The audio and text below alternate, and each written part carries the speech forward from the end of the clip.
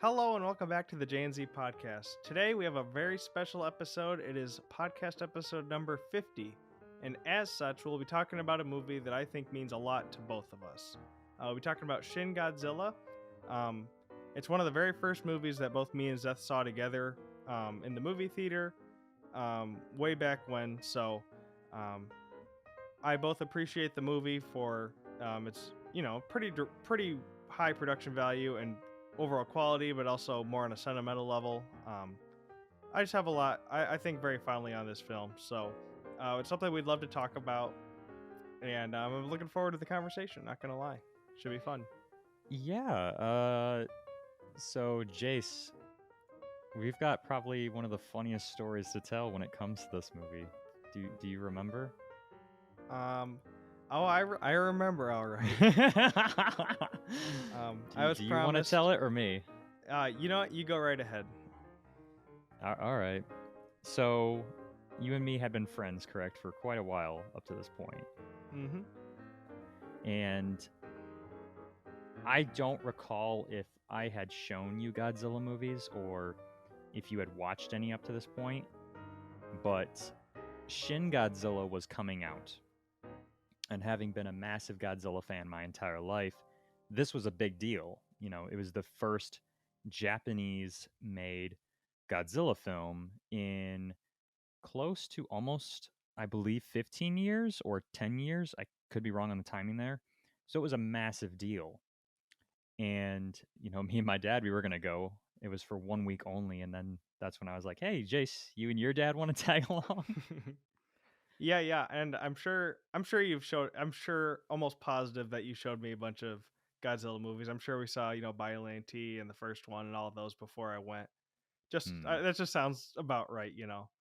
But I'm glad I did because um yeah, it needed a little bit of context, and then we got there and it needed a lot more context. Is all. I'm not going to spoil it, but yeah.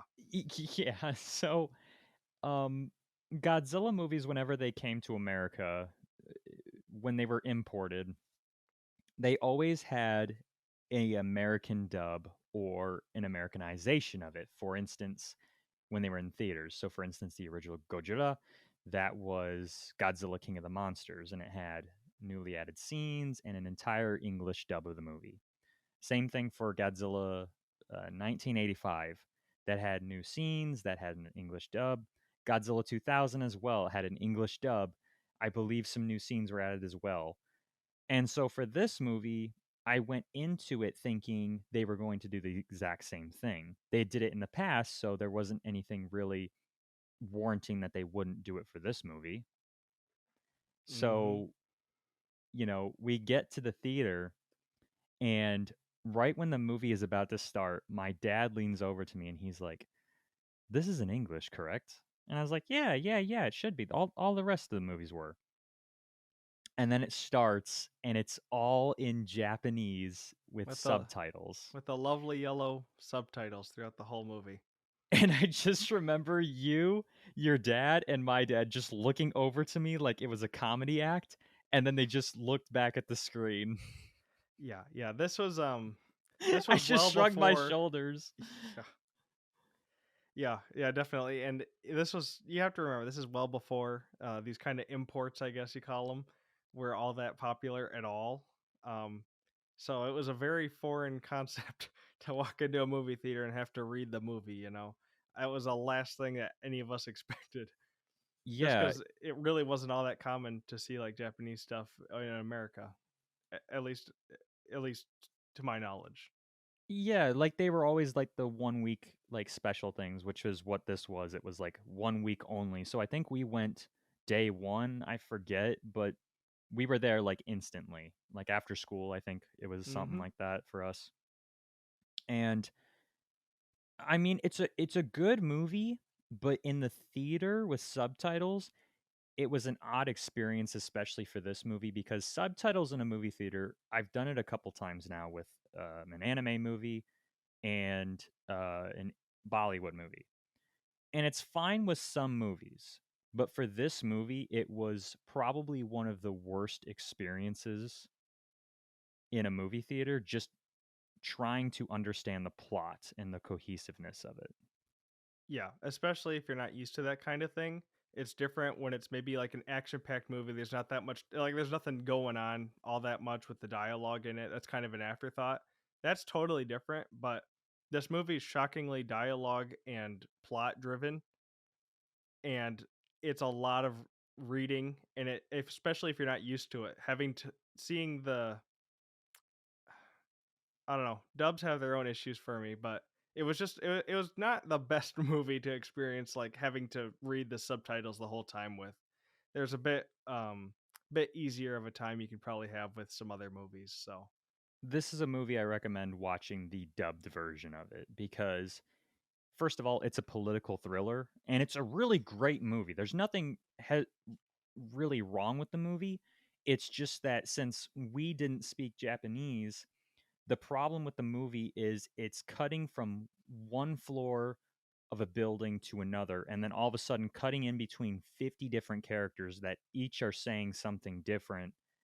And it's good, it's exciting, but for some reason what they did was they kept the Japanese subtitles of the movie of telling you who this character was or what the floor of what they were at, and then they had the English text over it. So for some things you couldn't see what was going on or who or what these characters were. So a lot of that time it was confusing that first time, we watched it. and I specifically remember the one scene where the one person does speak English. They're having like a boardroom meeting or something, and so it had the Japanese text to translate the English, and then they put the English text over the Japanese text, even though you could perfectly understand what they were saying. Yeah. So, yeah, it wasn't the best done subtitles I've ever seen. Let's just say that. So that's the only big issue with the movie that I would say to someone, if you're going to watch this, watch it with the dubbed version. Do not even attempt the subtitled version. Hmm. I guess I'd agree. I remember the dub version. I remember rewatching it, and it wasn't too bad at all. The dub No, wasn't too it's not distracting. bad, but you can tell when a lot more stuff. So, for instance, they go into another room where all of a sudden they're talking about the transportation people, and then they cut back to the prime minister, and then they cut back to the transportation. It's a lot less herky jerky when it's in your own language. Mm-hmm. Yeah, no, definitely. There is a. I've always felt that way. When it comes to like the dub versus subtitles thing, is it's like I'll always kind of prefer it in my native language because just certain things kind of hit a little bit closer to home, especially more emotional moments. As long as they don't mess it up too bad, um, I'll always prefer kind of the dub over that.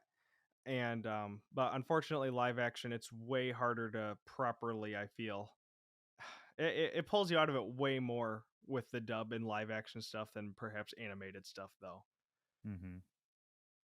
No, I agree with you there. So, Jace, this was one of your first Godzilla movies. What did you think at the time compared to now? Because you've watched a few more as the years have gone by. Certainly one of the better Godzilla movies. Um, I there was a couple things that took me out of it besides like the whole thing that like that. Putting that aside, I wish they spent a little bit more time with like the guppy looking Godzilla. I felt he looked a Mm. little weird and like a little half baked. Like adult Godzilla in it is like crystal clear, like he's super cool looking. But if you go back and look at the guppy guy that's just flopping around, he just seems like almost pixely, I guess. Like you can tell where they spent most of their budget in this movie, and it was on the big guy, which I feel they got really nice. Yeah. No, I agree with you. The CGI for some scenes, I think, is fine. Like when you consider the budget was only 15 million. Oh, really? I Y- expected way more. Yeah, so compared to something like one of the Hollywood Godzilla movies where you're talking 150 million, I think the CGI is a lot better, but it hasn't aged as gracefully as I thought it has. The stuff with the bigger Godzilla has, the stuff with the smaller Godzillas haven't. Yeah, I would agree with that. I didn't know that it had such a small budget. Is that kind of typical of these movies? Because I kind of assumed they were more popular to the point where they'd get maybe a bit bigger of a budget. No, it's just I mean, it's just American movies compared to a lot of um, other movies from other countries, like all of Godzilla movies have. I don't even think a single one has touched over 20 million. Really? Yeah, I think maybe perhaps Final Wars did. But at the same time, like all of them have relatively had very small budgets. Yeah, that does actually change like a little bit of my perspective on it. Not that it like the budget's the budget, but it does make things a little it makes a little more sense sometimes now that I think back on it, you know. But Hmm. I did actually think that um the dialogue was well written. I thought that the story trying to figure out how to stop him before he comes back, what their, you know, all the different meetings and stuff. I thought that it was really interesting, and they managed to keep a pretty good pace. They had some cool camera angle shots to keep you interested. Um, but overall, I did enjoy that part of it. I feel like it worked really well when the movies are typically a little bit more just monsters fighting. I feel like they implemented that pretty well. Yeah, that was my biggest issue going back to this movie because this movie is almost 10 years old and I hadn't watched it since it first came out on Blu-ray and when we went to the theater. So I've only watched it twice. And when I Huh. was coming back to it, I was having worried like, okay, am I only going to care about the Godzilla scenes? Like, am I going to be like bored out of my mind for the human aspect? And surprisingly, I wasn't. I was engaged and hooked the entire time with the humans. Um, I thought it was handled extremely well with how realistic it was throughout the entire series, and it was kind of um, like I said in the beginning, it's first a political thriller, and then it's a Godzilla movie sprinkled in there throughout.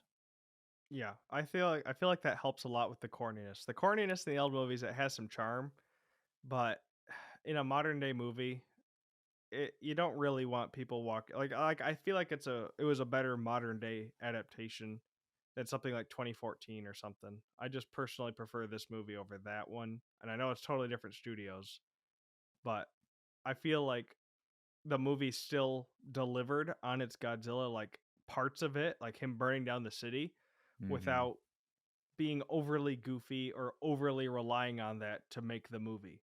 I feel like they did a good job. Yeah, I'm with you. I think this is the best, most recent Godzilla movie.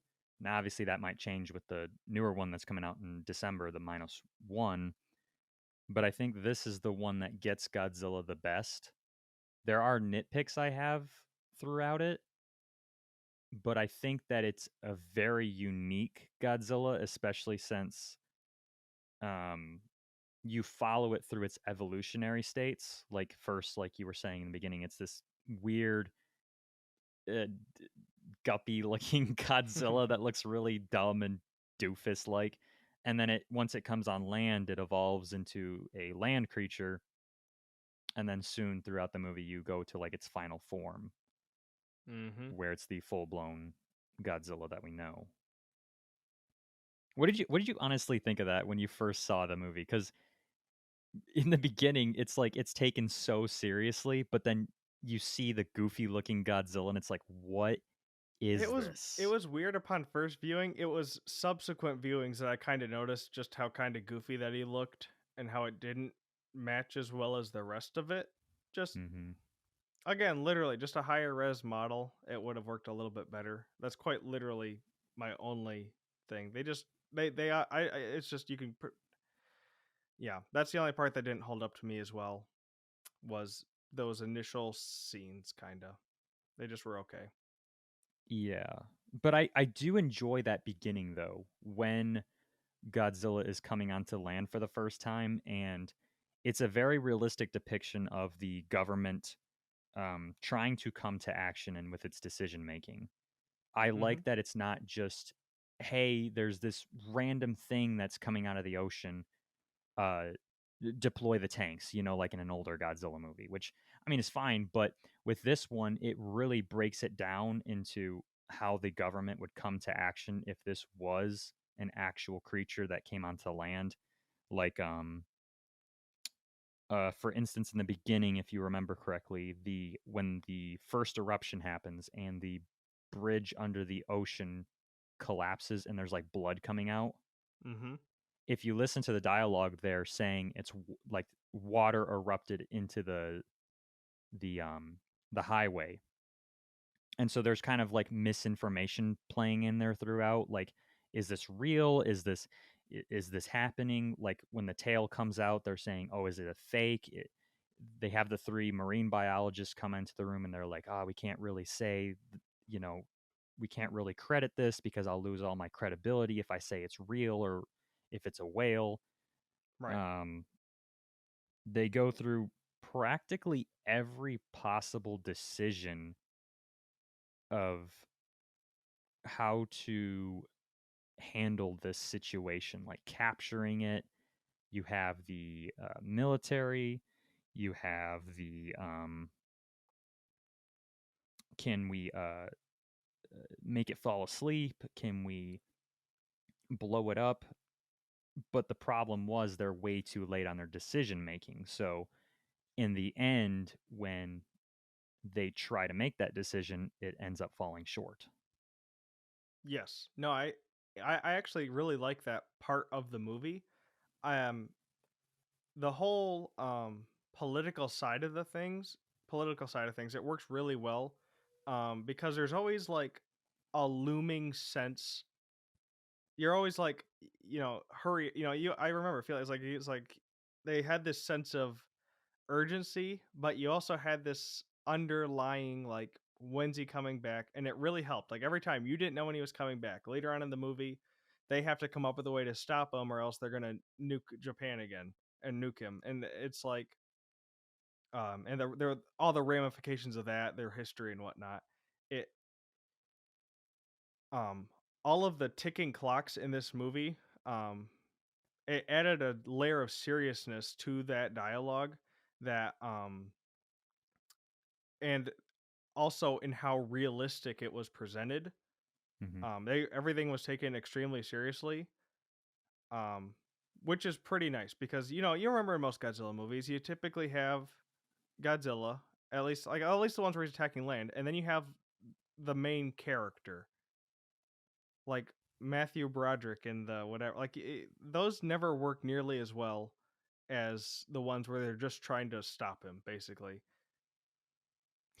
I disagree to a certain degree there because a lot of my favorite Godzilla movies are the ones where we follow like a random character. They get swooped into this um, plot with Godzilla, and I don't know. This one was fine because there's not necessarily a main character. We follow one character, but we're bouncing between so many different characters throughout the government. Hmm. There's really not necessarily like one solid person we can latch onto.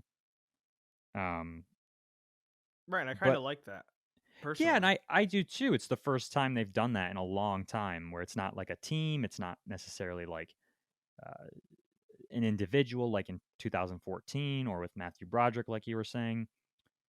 So I'm with you with some of that stuff, and I'm with you actually too with the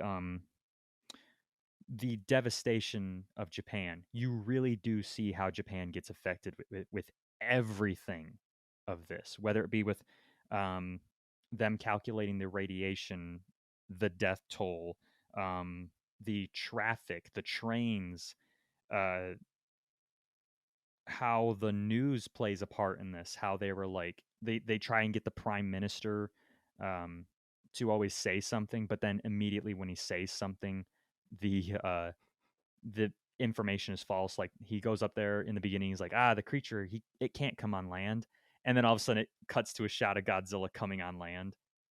Yeah. So there's a lot of interesting stuff of how it's presented, and I'm in agreement with you there. Yeah. I am glad they took that kind of stride to make a more professional movie, one that kind of appeals more to people that like a more serious film. Um Almost kind of reminds me of just the original one with the Americanized one with the dude with the transatlantic accent, whatever, where they edit him in. It's not exactly the same, but you kind of get, they kind of go very different directions, as I'm sure you know. In later movies, they kind of go with the whole fighting monsters. You know, they have a variety, but I've always liked the more serious undertone of that first one, and I feel like it was pretty well represented here in this one as well. Hmm.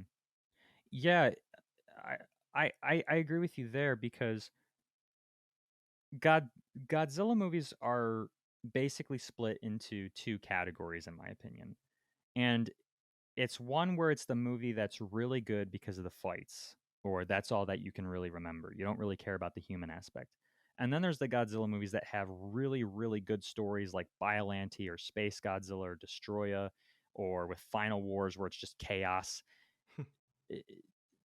And then the Godzilla action even that adds to that story where you could take out Godzilla entirely and put in like a random kaiju and it would still be a good kaiju movie. And I think this would actually be a very good movie even without Godzilla. Like for instance, if it was just random monster, you know what I mean, that's coming on land and the government has to decide what to do. It would still be a really good movie. Yeah, no, I'd agree.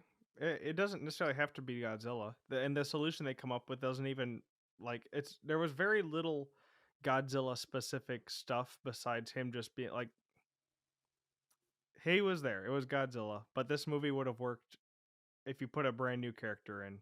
It wouldn't have changed too much, but they did make him look really cool. So I would say you do lose some things by not having that, but Hmm.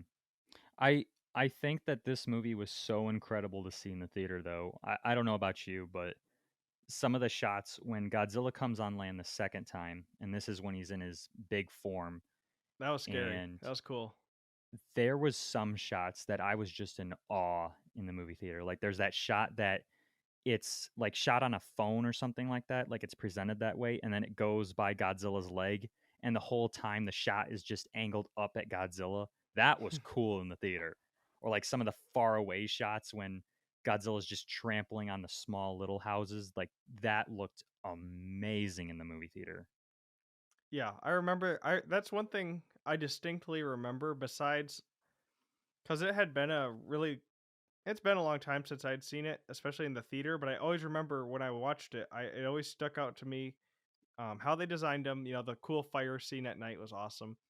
I remember I actually remember actually enjoying the story side, and I always remember they would do just some really creative shots, be it during the actual invasion or it would be during just transitions between talking people and all that.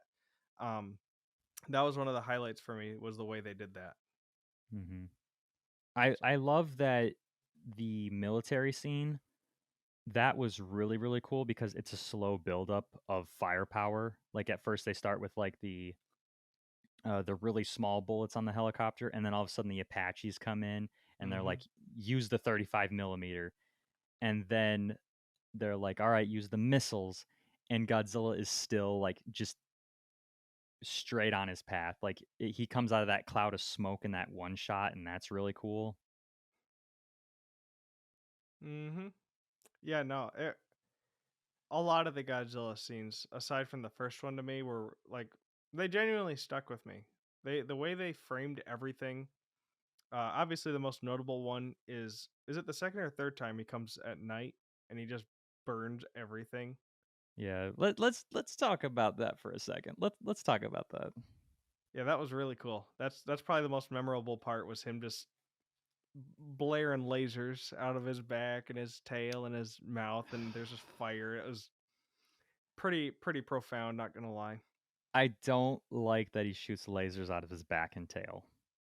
I don't mind the laser. Like I get it. It's part of the story. Like Godzilla's constantly evolving. So he's got the fire breath that he like shoots smoke out and then he like ignites it. Mm-hmm. That's really cool. Like I thought that was pretty unique. And I don't mind the laser. Like Godzilla's firepower has always kind of gotten more powerful as each movie has going on. So a laser's not necessarily weird. Like it's really cool, especially how it's purple. I just don't like the lasers coming out of his back as well as its tail. I understand it's part of the story, like how he's constantly evolving, different ways to defend himself, but it's too goofy, in my opinion. I'm trying to think back on it because I remember my thing was they made the lasers act how lasers should, if I remember correctly. Like Like it's if cool. it goes across like if he just whips it across a building, the building's like sliced in half. Like that's Yeah, remember there's that cool scene when he first ignites the laser and he points it down and he just melts like this giant hole in the ground and then he flings it up and he mm-hmm. cuts across like in the entirety of Japan and it just like goes through like 50 different buildings just that's cool. I just don't like the lasers coming out of his back and his tail. I just think that's way too goofy. As it's kind of a paradox almost because goofy Godzilla is what you're kind of used to almost, but I'm not. But as someone who's not that partial to what Godzilla looks like, I don't I don't remember it being like taking me out of the theater. But despite older Godzilla being kind of goofy sometimes, the fact that you saw all those older movies made you think, "Hey, that's not quite right. This is a little bit weird." Even though this is the most serious Godzilla we've ever, seen on screen. It's not necessarily that it took me out of the movie. I just don't agree with that being a trait that Godzilla has. Now, it's different because this is the only Shin Godzilla. This is the only version of him that's going to do that, hopefully. And I Yeah. like I said, it serves a purpose in the story. But as in terms of Godzilla's entirety, like Godzilla's always kind of evolved and like gotten different powers. Like he had like I think like a stomp in the Heisei era that he used every once in a while. So it's not necessarily something that's even like goofy as in terms of the entire Godzilla history. It's just that I just don't know how I feel about his fire breath coming out of his spines as well as his tail. Yeah, I really don't know how to describe it. I just think that's just a little too much. And it could very well be. I just always remembered it as a cool scene though. But it has been also 10 years since I got that first impression of it. So, Like I said, it's cool. I just am like, you don't ever have to do that again. right. No, I understand that. They could be more traditional in certain ways, figure out there's ways that you can innovate with him. I still feel I haven't tapped into quite yet. I feel but I feel this was a good step forward and I feel it was a good um like it was just a really good effort. Like they succeeded in making it different and actually good, which is pretty cool. I always love to see that. Yeah. And I mean, like, we could have even gotten more goofy with the movie. Like, do you remember the ending? Vaguely they freeze him and then he's like a baby in his tail or something. He's kind of That like Godzilla humans in his tail.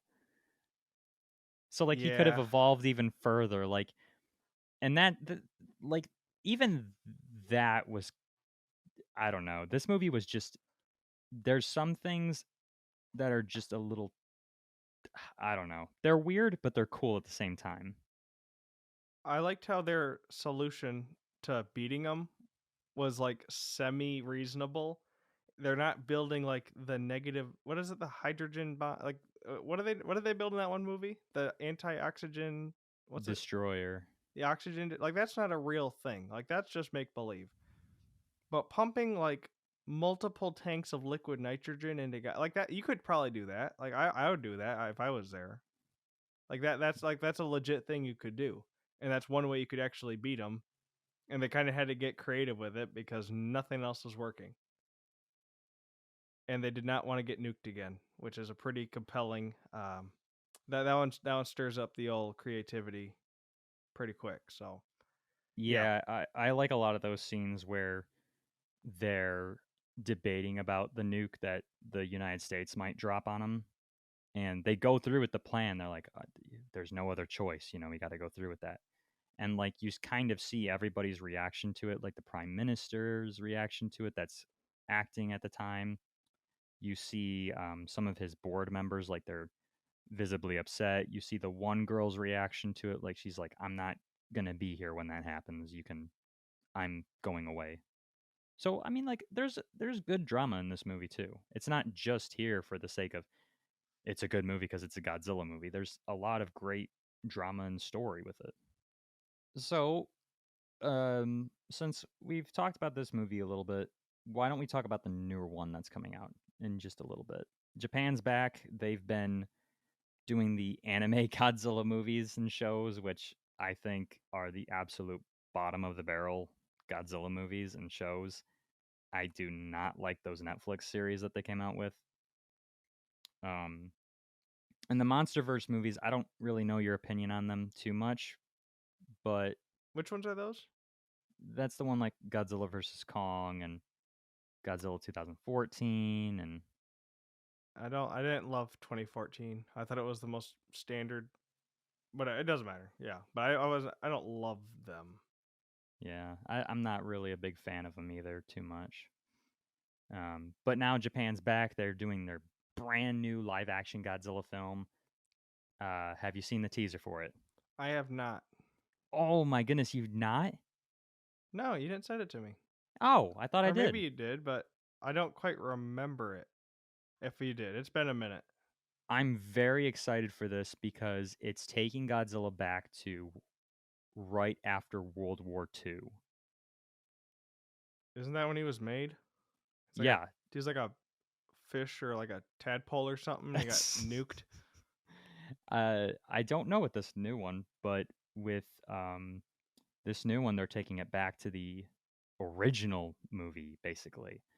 And I like that so much because Godzilla has really lost its scare factor. Godzilla, when he was first made, that first movie was really a horror movie, not the American version, but the original Japanese version was like a horror movie.